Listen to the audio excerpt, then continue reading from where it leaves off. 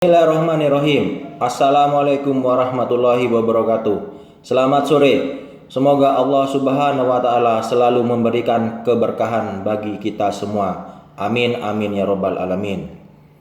Baik, di sini saya akan menyampaikan sudut pandang saya terhadap praktek investasi asing dalam hubungannya dengan pemberlakuan Undang-Undang Omnibus Law bidang investasi di masa pandemi saat ini. Sebelum saya menyampaikan sudut pandang saya, maka izinkan saya memperkenalkan diri terlebih dahulu. Nama saya Beta Nur Insani, NPM 7208182. Saya pada saat ini sedang menempuh studi di Universitas Wiraraja Madura di Fakultas Pasca Sarjana Prodi Magister Hukum. Baik, untuk menyingkat waktu, saya akan menyampaikan sudut pandang saya terhadap praktek investasi asing dalam hubungannya dengan pemberlakuan Undang-Undang Omnibus Law bidang investasi di masa pandemi saat ini. Pandemi COVID-19 yang menyerang seluruh dunia termasuk negeri kita tercinta yakni Indonesia, tentunya berdampak ke semua lini kehidupan, mulai dari kesehatan, ekonomi, pendidikan, pariwisata, dan sektor-sektor lainnya. Dari sektor kesehatan, sudah jelas banyak rumah sakit kewalahan, nakes tumbang. Sektor ekonomi pun sama, banyak pelaku usaha yang mulai gulung tikar. Untuk sektor pendidikan juga terkena dampak dari pandemi ini.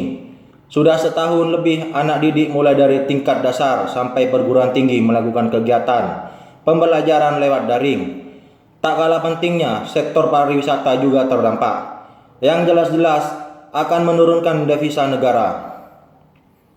Namun, di saat semua serba ketidakpastian yang terjadi akibat pandemi, DPR sebagai pihak legislatif justru mengesahkan Undang-Undang Omnibus Law atau yang juga dikenal dengan istilah Undang-Undang Cipta Kerja, di mana tindakan pengesahan oleh DPR ini menuai pro dan kontra dari berbagai elemen lapisan masyarakat.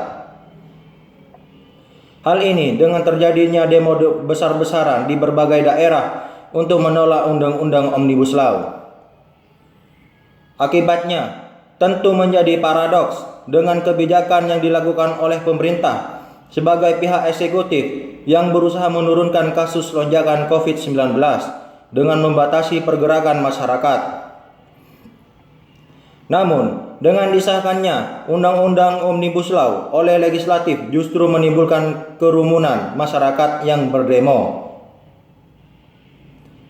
Sebenarnya, tujuan awal disahkannya Undang-Undang Omnibus Law ini baik, yaitu guna menarik minat investasi asing ke Indonesia, seperti yang sudah diterapkan di berbagai negara, seperti di Vietnam dan Filipina. Di Vietnam sendiri, investor-investor asing semakin gencar menanamkan modalnya. Hal ini karena dengan diterbitkannya Omnibus Law mendapatkan kemudahan izin menjadi bebas pajak dan adanya pemberian insentif.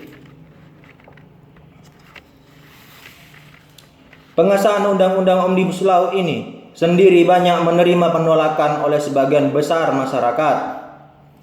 Karena dalam undang-undang ini cenderung lebih banyak merugikan pihak-pihak buruh dan lebih menguntungkan pihak pengusaha. Karenanya, menurut saya pribadi, pengesahan Undang-Undang Omnibus Law ini kurang tepat jika dilakukan di waktu pandemi. Alasan yang pertama, karena akan menyebabkan gesekan antara masyarakat dengan aparat. Saya pribadi, sebagai salah satu rakyat di negeri ini, pastinya ingin negeri tercinta ini damai tanpa adanya gesekan antar pihak manapun. Alasan kedua, sebaiknya pemerintah fokus dulu terhadap penanganan pandemi COVID-19 yang terjadi di negeri tercinta ini dan mengesahkan Undang-Undang Omnibus Law bukanlah termasuk ke dalam skala prioritas yang harus dilaksanakan dengan sesegera mungkin. Dan alasan yang terakhir, menurut sudut pandang saya, negeri ini belum siap jika harus menerima investasi asing dalam jumlah besar-besaran, mulai dari SDM-nya, birokrasinya, hingga budaya korupsinya yang susah dihilangkan. Namun, karena undang-undang Omnibus Law ini sendiri sudah disahkan oleh legislatif, sehingga mau tidak mau, suka tidak suka, kita sebagai warga masyarakat yang cinta terhadap negeri ini harus mendukung sepenuh hati apa yang sudah menjadi ketetapan oleh pemimpin negeri ini. Karenanya, menurut pendapat saya, dengan disahkannya undang-undang ini, sebaiknya seluruh elemen masyarakat haruslah berbenah diri agar dapat tujuan ditetapkannya Undang-Undang Omnibus Law dapat terlaksana dengan baik. Jadi, menurut sudut pandang saya, yang dapat kita persiapkan dalam menyambut investasi asing yang akan masuk ke negeri ini, yang pertama yaitu menyiapkan skill, kompetensi, dan kemampuan dalam berbahasa asing. Karena dengan masuknya investor asing tidak menutup kemungkinan mereka akan memperkerjakan tenaga kerja yang menurut investor itu pantas.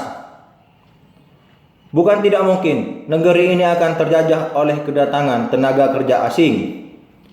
Langkah kedua, jika langkah pertama belum maksimal dapat terlaksana, hendaknya mendorong pemerintah daerah untuk membuat perjanjian dengan investor asing mengenai persentase pekerja yang dipakai dan memberikan perlindungan hukum bagi pekerja pribumi yang ikut bekerja dalam proyek investor asing.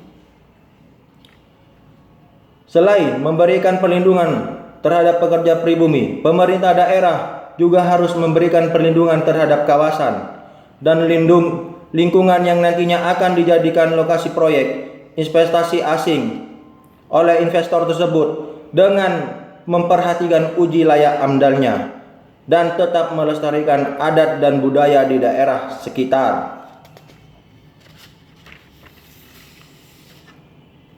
Pengesahan Undang-Undang Omnibus Law di tengah pandemi tentunya menimbulkan pro dan kontra di kalangan masyarakat, serta memberikan dampak negatif dan positif. Karenanya, sebagai warga negara yang mencintai negeri ini, wajib bagi saya untuk mendukung apa yang telah menjadi ketetapan oleh pemerintah. Demikian sudut pandang dari saya mengenai isu permasalahan investasi asing terhadap disahkannya Undang-Undang Omnibus Law di tengah pandemi. Sudut pandang ini tentunya ada kekurangan dan kelebihan dalam penyampaiannya dan dapat berbeda jika dilihat dari sudut pandang profesi dan latar belakang orang yang berbeda. Wassalamualaikum warahmatullahi wabarakatuh.